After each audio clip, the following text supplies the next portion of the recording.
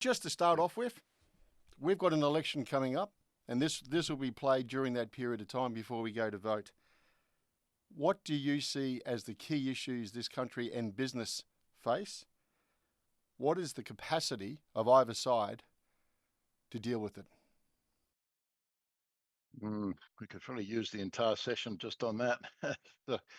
Look, I mean, first and foremost, I think a bit of stability is critical. The worst outcome of the election would be a hung parliament and neither side being able to actually deliver on its policies and objectives, and we're just sort of marking time. And I think we've got into a bit of a vicious circle of people's increasing dissatisfaction with the electoral system and with our system of government. That leads people to electing more independents as a sort of protest, and then the more independents make it even more difficult for either side to actually deliver on a mandate. So that creates more dissatisfaction, and then you get more independence, and the whole thing sort of spirals along and sort of a bit old-fashioned. I think if we had an elected government, it's got a clear mandate, it's got a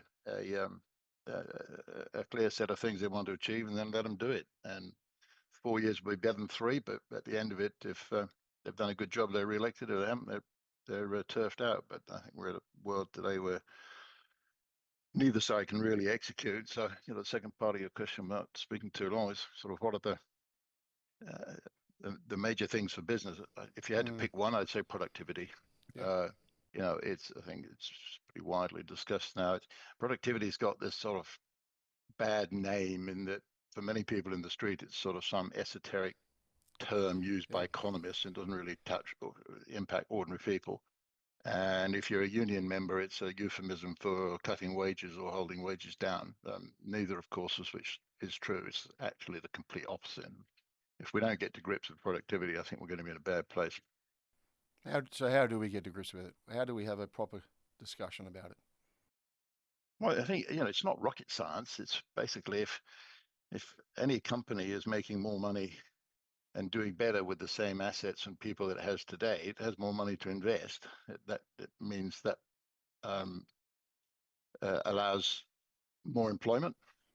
It allows better wages, and ultimately is a break on inflation.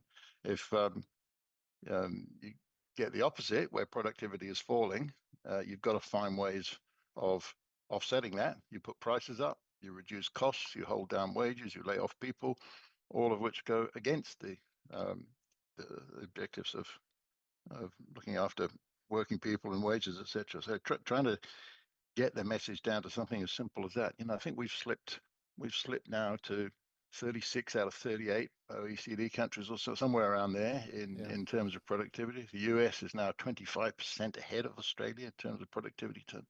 We're just going out backwards, and that's affecting daily lives of ordinary Australians.